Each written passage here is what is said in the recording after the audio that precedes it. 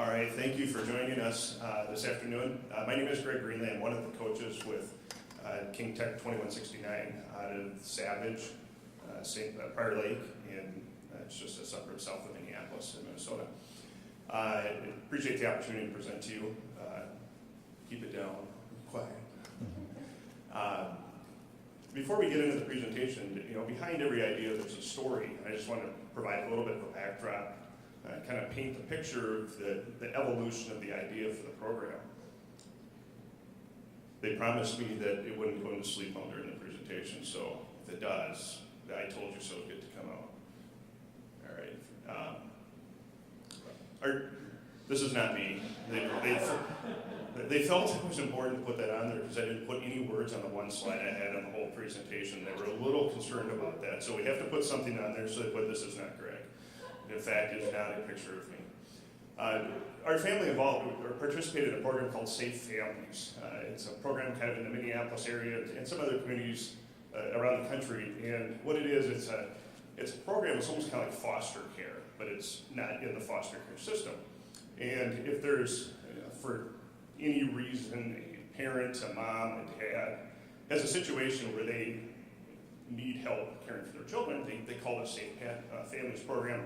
They kind of put out a little SOS signal to the interwebs, and you can respond to that.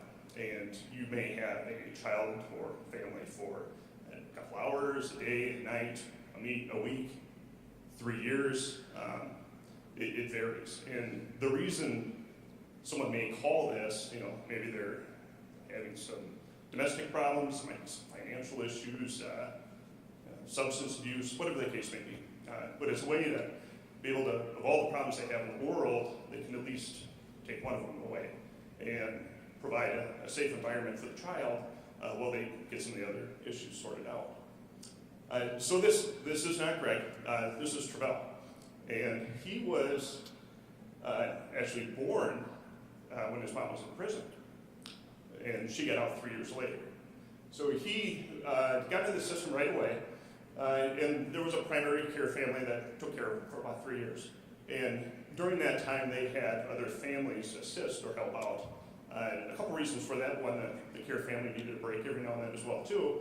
But second, you don't want this child to become so newborn, attached to this family that they don't know who mom is when mom gets out of prison. So 3 years later, mom does get out of prison. But in the meantime, we had the occasions where we'd have tea for a night or a day or a couple weeks at a time, things like that. And people can attest to this. It became apparent very quickly that this is a clever kid. I mean, he is really sharp. We had when he was 2 years old, and he was speaking in full sentences. So you could have a conversation with this 2-year-old. I don't know about other parents in the room. I know our kids at 2 were not speaking in full sentences, and they're the brightest kids that anyone's ever had. So, by comparison, that was a pretty high bar. We would pick them up and be driving to our house. And we would have them maybe once every 3 or 4 months. And we'd get close to the neighborhood, and he would start giving us the directions. At 2. Back in the car seat, he's singing along in the radio, and it was every word to every song, and he's giving us directions. Get to our house, our dog comes up, remembers the dog's name. It's like, how is a 2-year-old? I mean, this is fabulous. Well, fast forward a little bit. Mom gets out of prison, and rightfully so, reunited with the son. It's a proper place. She has turned the corner, gotten in a good place, so it's the right thing to do to reunite them. I would imagine many of you haven't had the experience of being in prison and getting out and dealing with a lot of the challenges that are associated with that. Finding a place to live, paying rent, finding a job, the list goes on and on. You imagine you get out and you have your box of stuff. You don't have a sofa to go, there's just nothing there. So through the Safe Families, you kind of support and kind of get that springboard a little bit. Obviously there are some social programs as well, but there are a lot of challenges. So, you think about it. Here we have this 2-year-old boy, or 3 at the time, who is incredibly intelligent. And when he was with the Safe Family programs, the opportunities were galore. He gets out of it, and now all of a sudden we're dealing with the challenges of life, and we're dealing with them big time. Where's the next meal coming from? So, bring it back to a science equation, that's the problem statement. What do we do about something like this? So that's the idea we brought forth to the robotics team. Kind of told the story, tried not to offend them that they weren't nearly as bright as this kid was at their age, but they understood. So they did a little bit of research, and I know some of you are familiar with the Boys and Girls Club, and there seemed to be a really good synergy or connection with that program, with some of the opportunities or challenges we were looking at. Boys and Girls Club, for those not familiar, it's a program commonly located in inner cities, not necessarily, hosting youth either after-school type program, supplemental summer programs, and some place for youth to go that they can be off the street, that they can get some additional education, that they can get some mentoring, some guidance. It's a fabulous program. Travell someday will be a Boys and Girls Club. I guarantee it. So, as a robotics team, what's the opportunity that we have hidden in here? You know, what can we do with this information? So we reached out to one of the local Boys and Girls Clubs of the Twin Cities. This is the local chapter. It has 5 different sites associated with it. And interestingly enough, they were almost kind of on a mission, so to speak, to try to get STEM programs more incorporated into their programs. So there was some real synergy there as far as what we were going to do. The problem is, and they tried the Lego League, and they enjoyed it, but the problem is they don't know anything about robotics. We know a lot about robotics. So we started talking to them a little bit, see if this opportunity was for real, and they're interested. But the key was, they wanted to not just have a team, they wanted to have a program. And there's a big difference. So we know a lot about robotics, and we know a lot about building programs. We don't know much about the other side, but they're really good at that. And we'll talk a little bit more of that probably at the end of the presentation. So we got together with them, did a pilot program, and then what these two fine gentlemen here will talk about is the program that we developed in conjunction with Boys and Girls Club. And the model they'll present forward here is something that can be replicated with their assistance that we'll talk about, and brought into local Boys and Girls Club chapters across America. I think with that, I'll hand it over. Thank you. Does this microphone work? Yeah, you can. It does. Hold it a little closer to your microphone. No, I'm sorry, the one mic's holding. This one works? Yeah, perfect. We can sing a duet now. Yeah. Okay, so I'm Cole. I'm one of our captains with the team. Currently I work as a software developer at a local software company, and I'll be attending Arizona State University next year for computer science. All Is that right. double? I'm Mike. I'm the chairman's head on King Tech here. I'm also a Geek Squad agent and a coding instructor for Yell, which is a summer extracurricular activities program. Having a lot of fun teaching kids about programming and EV3s on what we did in the summer. So it's me.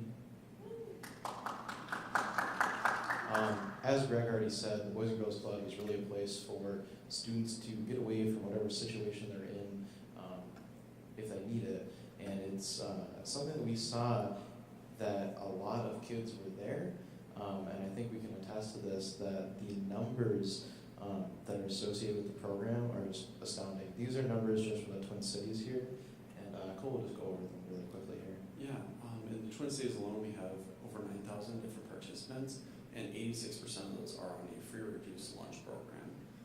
46 receiving food stamps, and then 10% of them are homeless. At a nationwide level, there are over 4,300 different club locations scattered across the United States. So a lot of the people we've talked to said, I don't think there's a Boys and Girls Club near me, and we've actually made a map to kind of show where they all are, and it turns out there is more than likely one near you. Yeah, it's something too that we had never thought of. We never thought that, hey, there's a Boys and Girls Club near us. In fact, I had never heard of the program until Greg just came back at a meeting one time and said, hey, have you heard of the Boys and Girls Club? And I said, nope. What's that? And then, went from there. But it kind of just goes to show that a lot of teams probably have Boys and Girls Clubs near them that they don't know about yet, and it's just untapped potential in our eyes. So, kind of that initial contact that Greg talked about is we met up with the Boys and Girls Club of the Twin Cities. John Paul is their, president. He's his title, I think. He's kind of the head of all 5 Twin Cities locations. And then we made what we call the no cost, no risk commitment to the club, where we said we're going to pay for all of your program and mentor you through this. We just need the Boys and Girls Club to provide the students and an adult. And this kind of took away any barrier to entry. When we're starting a robotics program, you've all seen that there is a barrier to entry. There's getting the parts, getting the money, finding a space. We were able to help them out with all that. They had a space. We were able to bring in student mentors, and we'll talk a little bit more about that too. Yeah, so our plan was designed for these students in our pilot program. When we went into designing it, we had to think, how can other teams replicate this? How can we franchise this to other locations? And part of that was the flexibility of the schedule and how it works. We had an FTC survival guide for a year now. It's 2 years in the making. So we had the FTC guidance down. An FTC team can pick up our guide and make it through the season, but there's no timeline, there's no build plan. It's just a wealth of knowledge. So what we did was we decided on a 10-week build schedule, which would give enough time for teams to either start early or start later in the season and still make it to the first or last competition with a working robot. And we're just going to go through how we kind of designed it and what the goals were, how it went in our pilot program, and maybe some advice that we'd have for the future. Yeah, so like you said, we're just going to quickly go through and try not to take too long. We're going to show you what this whole 10-week program looked like. Week 1 was kind of our introduction week with them, and our goal for that was to get to know each other in the program. So getting our FTC, or I guess our King Initiative mentors, acquainted with the team that was going to be there, and then getting them to know us just so we would be able to better work with them. Yeah, this is the first initial meeting that we had. This is the most important, critical part of the 10-week plan that we developed. Up until this point, we've talked with the Boys and Girls Club, but we've only talked with their administrators. We haven't talked with the students that are going to be part of the program. So this meeting was really to get the students in the Boys and Girls Club program acquainted with our King Tech mentors, student mentors specifically. And then, like I said, we introduced them to our mentors, and then we went over what does a robot in FTC look like, because they're brand new to these programs. They've, of course, seen robots in movies and stuff. They've seen BattleBots. I'm sure you've all heard the "Is this BattleBots?" question. It's a lot of that mentality, and this is showing them you can build an FTC bot. And then we talked about what the schedule for the next 10 weeks is going to look like for these kids. Yeah, this went really well, actually. We were super impressed with just the enthusiasm of the students involved, both on our side and their side. There was a learning curve. These kids had never heard of FIRST before, so participating in a FIRST program, you kind of have to get over the hurdle of explaining FIRST, and then what program they're actually going to be a part of. And even after the first week, they don't really understand what they're getting involved in as far as the full picture. But they are very excited, and we had a good size of King Tech students because this was so critical. I think the 9 people that we had there was a good, strong presence for the first week. Weeks after that, we would change that down to 4 students and 1 adult mentor, and that would be enough for more one-on-ones, but it wouldn't be overwhelming for the students. And then some improvements we thought for that week would be focusing a little more on the game, not so much as the rules, and then showing them how there can be more fun, and it's just not all just going through all the rules of don't exceed the frame perimeter and stuff like that. And then we ran into an issue where we did not test that the 2 phones for our FTC bot would connect, and it did not end up working there, so we had to show them some videos of other phones or other robots working. test your robots before you bring them to a demo. See a moral of the story there. Yeah. Weeks 2 and 3 were really the robot boot camp. We've done this with our FTC programs in the past. We have 10 FTC teams in our high school that we all mentor, and the idea is in the first couple weeks to build and program a basic square bot. Get the new students familiarized with both mechanical, electrical, and programming all in FTC, and that way when they go forward, they'll be able to kind of refine and redesign with a little more knowledge behind what they're doing. Makes it a little bit more realistic, a little bit more tangible. And then something I don't know if we touched on in the beginning here was we alternated between our high school location and then their location in St. Paul, like their club location for where they would be building. So we would go essentially every other build session twice a week. We would meet at our high school, then the next day we'd meet at their Boys and Girls Club location. And then in that robot boot camp, we decided on their team name. They were the Rojustice Scholars. They got to decide on that name, and they got some hands-on experience with building those square bots, programming them, and figuring out how can we solve an issue with a robot. And then talking about basic game strategy. We brought some of our mentors who are involved with our team strategy department to talk to them through that process. Yeah, this week went pretty well as well. The team name is usually the hardest part I've found being on an FTC team.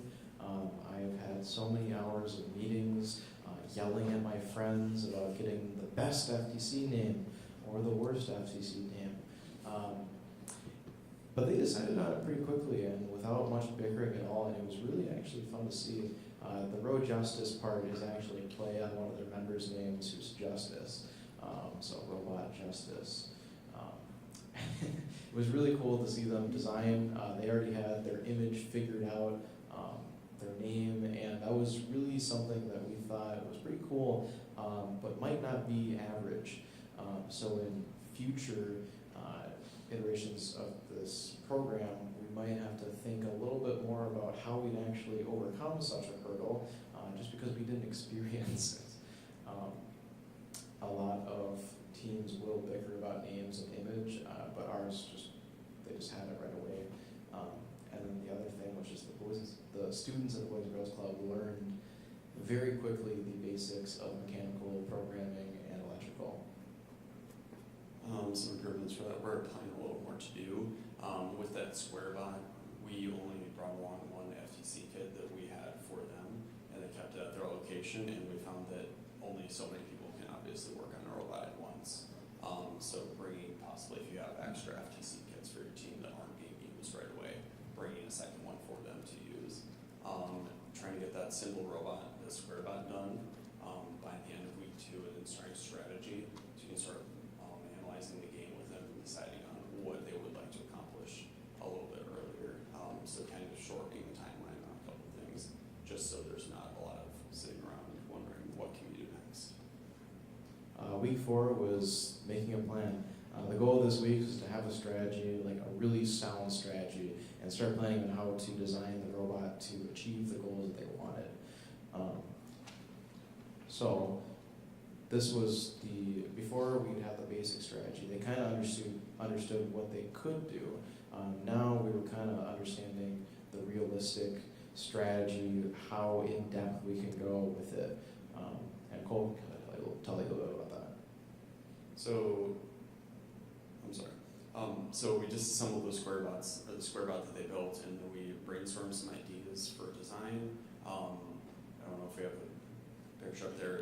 We're kind of talking through what their timeline is going to be. I'm trying to circle with my mouse here. What their timeline is going to be for the season, when they want to have a robot designed by, when they want to pick a strategy.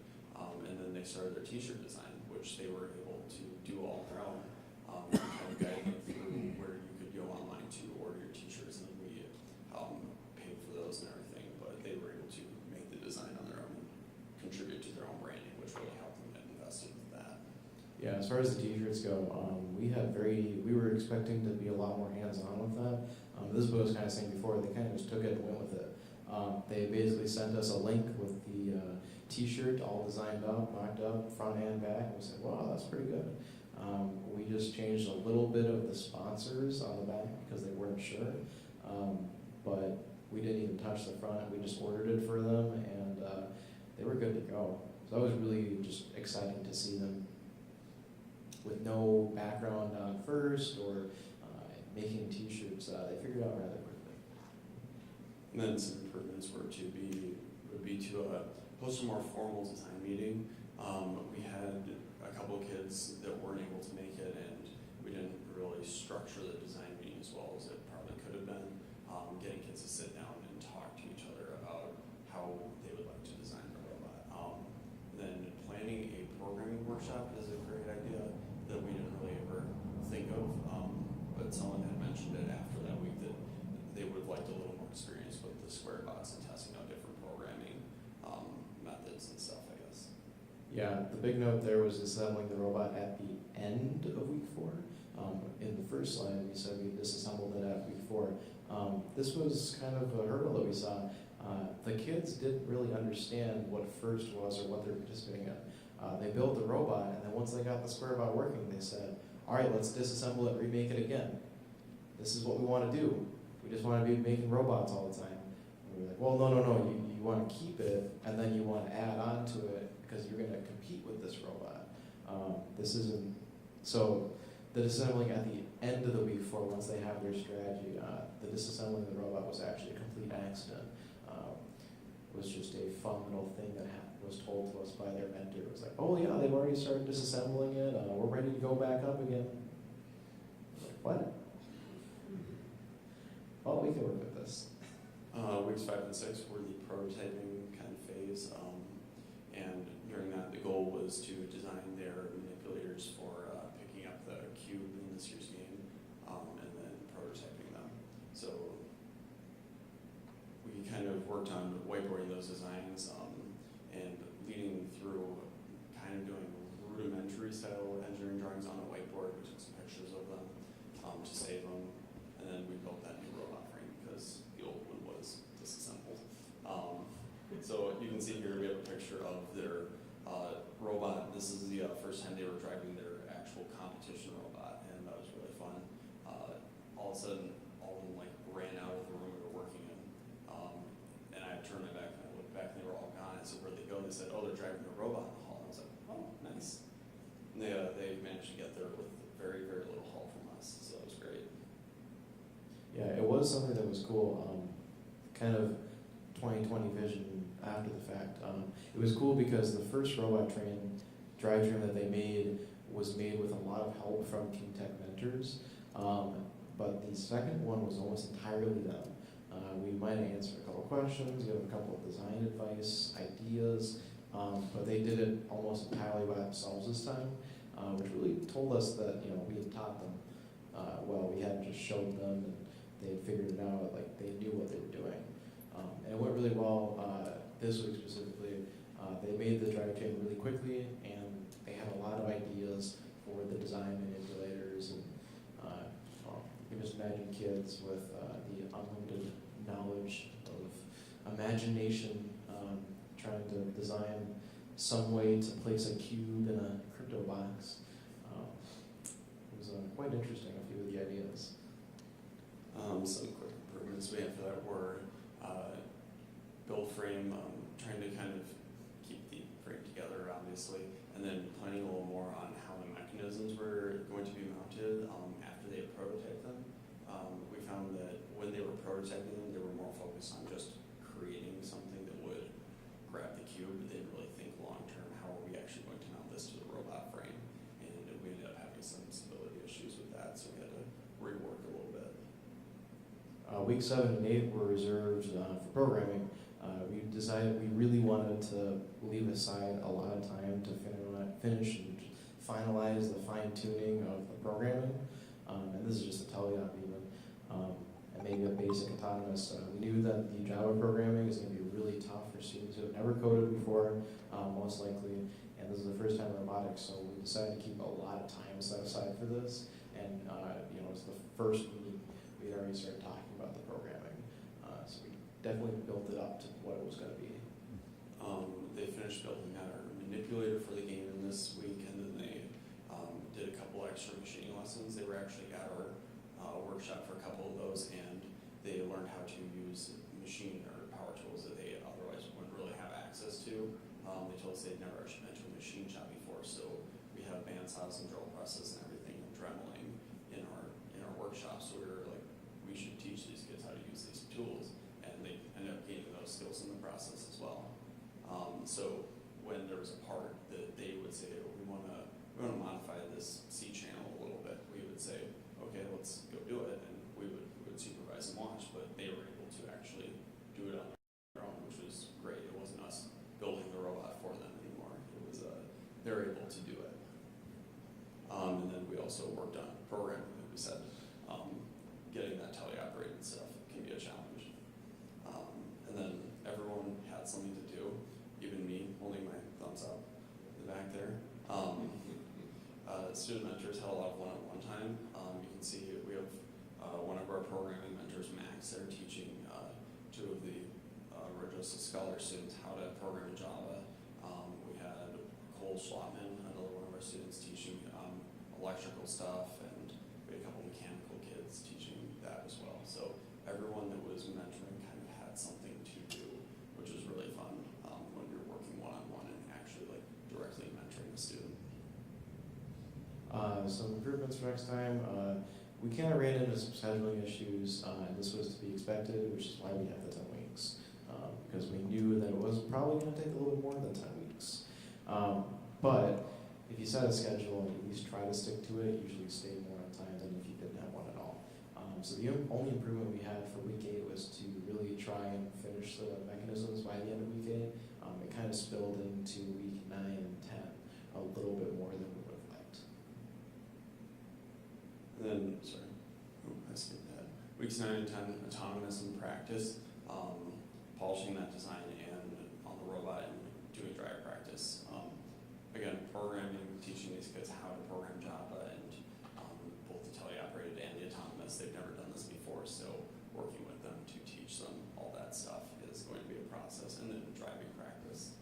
We wanted to avoid any situations I'm sure teams have seen where you're on the bus to competition and you're finishing your program and you say it's okay, drive team will get a practice during practice matches.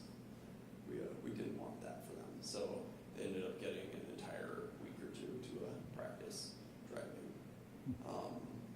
During that, again, they finished the manipulator, any modifications, like I said, mounting it stably to the frame, and programming their basic autonomous, and we actually went over judging questions with them, which we, personally being on my first year FTC team, I know we had no idea the judges were even a thing, and somebody came and took us to a room and we said, oh, what are we doing? And we didn't want them to be caught off guard, so we actually went through judging questions and how to tell judges their story while they were at competition.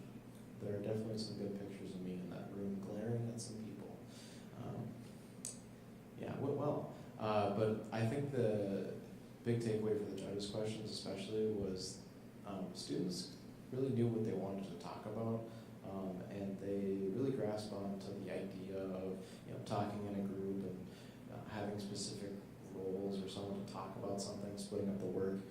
They grasped onto that very quickly and knew what they were going to do. Student mentors from programming were able to, once again, do that one-on-one mentoring and help teach them the basics as well as a little bit of advanced stuff for programming.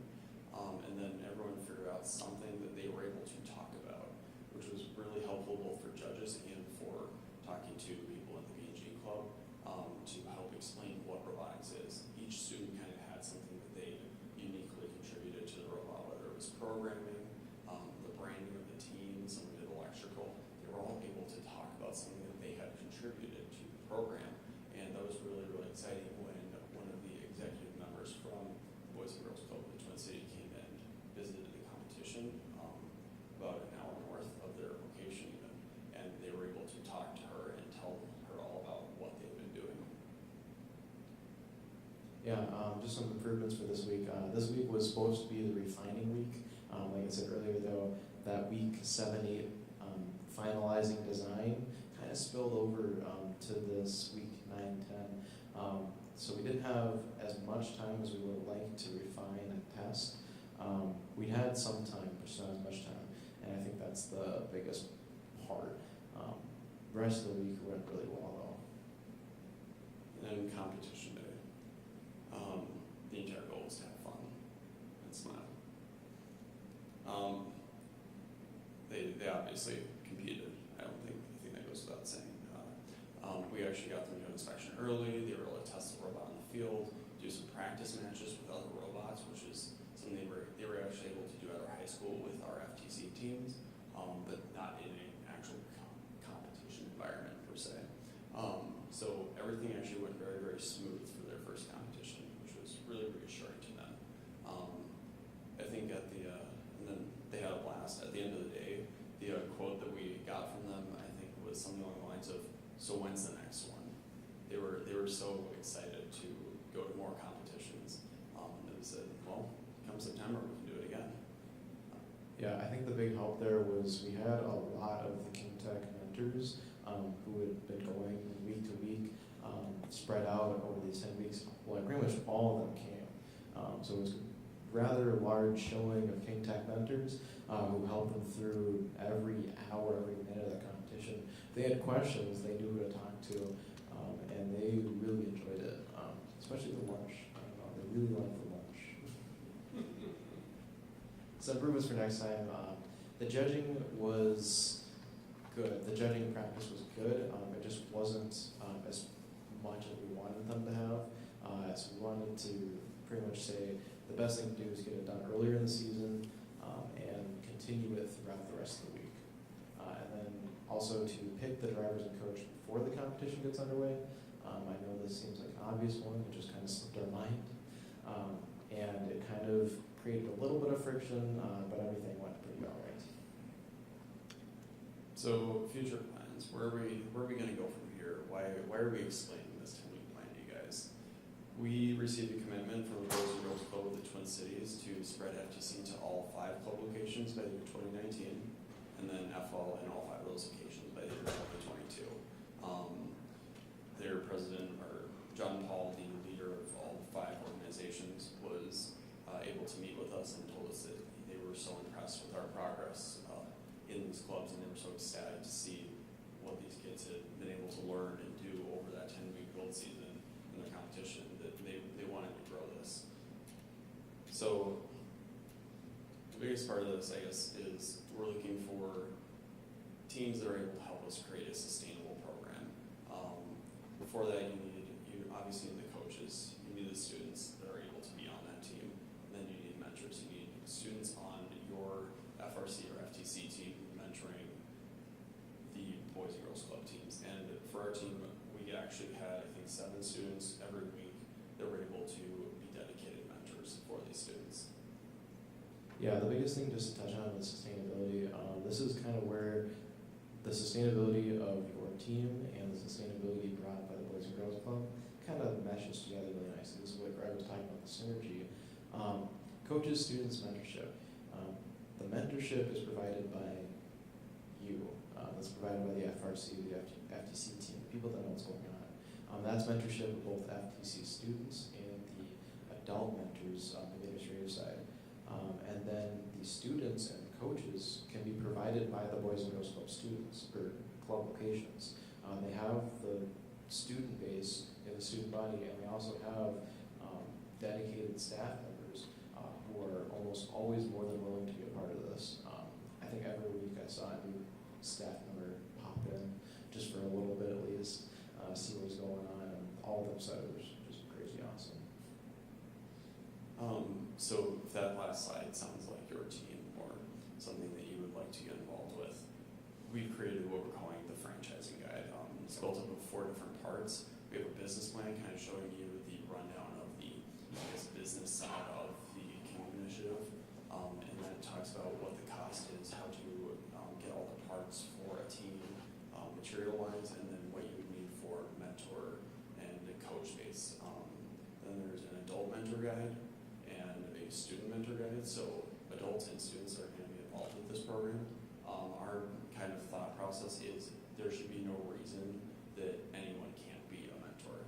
We believe that anyone can mentor as long as they're able to be willing to learn. So we wrote full guides for the adults getting involved in the program as well as the students, and then we wrote a team guide to help lead the actual students on the team, the boys and girls team, through their 10-week build season, teaching them things like programming, basic mechanical, and electrical. And then, if that sounds like you, we have the materials, we have the knowledge, and we have the will to help you guys out for sure. We have all the materials are online. We have our contact cards up here, and we are more than willing to help you every step of the way. Finding that Boys and Girls Club student or Boys and Girls Club location, contacting them initially, anything you guys need, we are more than willing to help with. Yeah, closing comments, I guess. This provided us a really unique challenge that we weren't really expecting at the beginning of the season, but it was definitely a welcome one. And it gave us a lot of advantages in learning how to deal with the culture that we, I guess, traditionally haven't had to encounter, and how to work with them to introduce STEM and robotics. And then, above all, it's been very rewarding. Yeah, as a mentor and a co-designer of this program, it was very rewarding to see the students, pretty much the next generation of engineers, one of our team members put it, come out of this program. I think Greg just had a couple other closing comments, but turn it on. I just want to point out that I actually created this slide and used words on it, and I didn't get any credit for it. The other thing I wanted to mention was the robot they built, and they only had time for one competition, unfortunately, because they wanted to do another one. But their robot ended up in the middle of the pack. So for a first-year team that had never done anything or had any mentoring, they did extremely well. And this sounds crazy. The reason it was so successful is it was probably the simplest robot on the field. It drove, it did some simple things, and it was reliable. And there might be a lesson in there for our FRC team somewhere along the lines, I'm not sure. But anyway, I just wanted to add a few comments. Mostly they kind of more pertain to kind of the adult or on that side of the mentorship.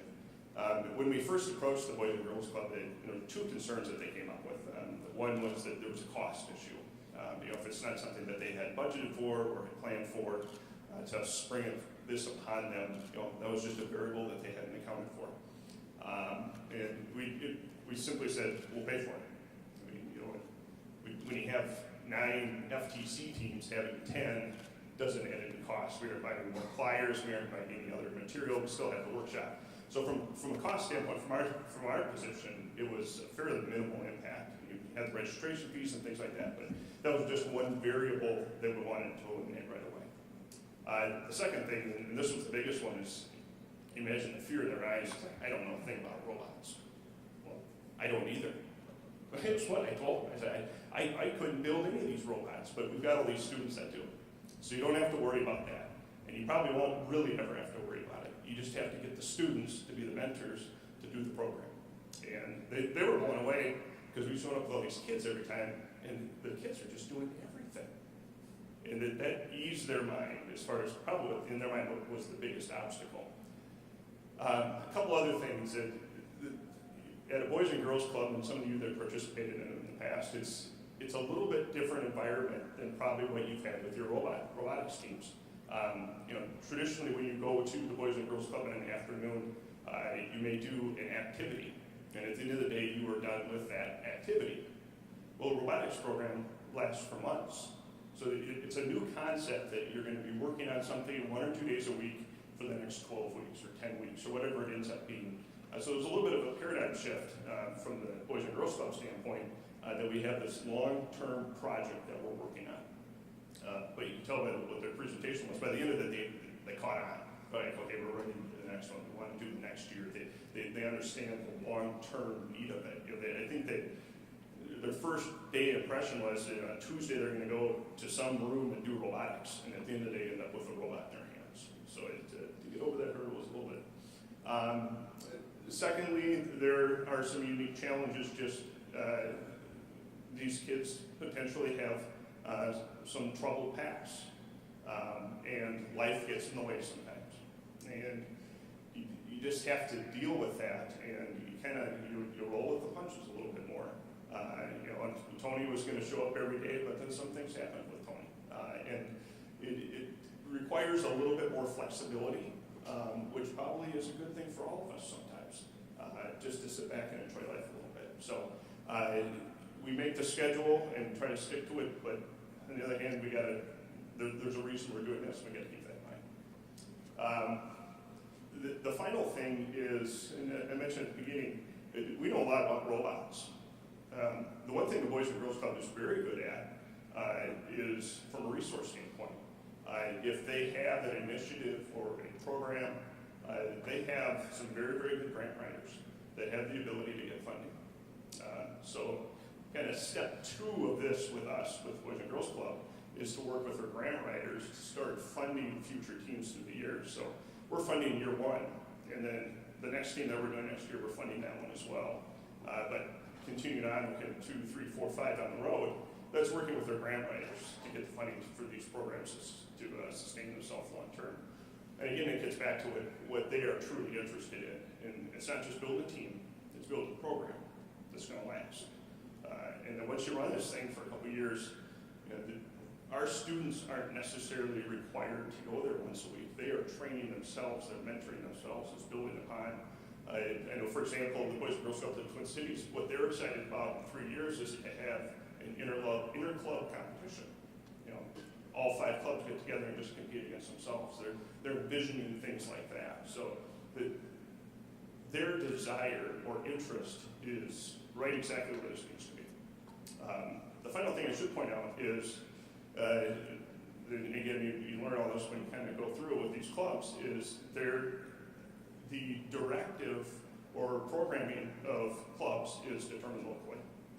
So there isn't necessarily a national umbrella looking over and saying, okay, this is the programs you all out there are going to do. There's a lot of independence locally to determine what that scheduling of that program is going to be. We are fortunate enough that our club has identified STEM as one of the initiatives that they really want to do. It was interesting talking to Sean Paul. He must just drive our kids crazy because he said even when we play pool, we don't just play pool. He said when we're talking about making a shot, we start talking about the angles and hitting the ball like this and predicting where the ball's going to go. It must be the longest pool game in the world to sit there and go through it. But the point is, they want to turn it from just somewhere to go and hang out into somewhere where they're really pushing, just not only the STEM base, but the educational opportunities that they have. So we're very fortunate to have that. I would anticipate that most club organizations are probably very similar as far as what the directives go. And then finally, I'll just capitalize on our boarding picture. So this dinner, or the lunch that we had at the final competition, they had a pretty good time. So it was very rewarding. That's my final slide I created. He's very proud of his slide. So, yes, that's our presentation there. Thank you all for coming in. We'll take some questions if anyone has them. Yes, that was the other thing. Our information's up here. I would be remiss if everyone did not at least from each team take a card.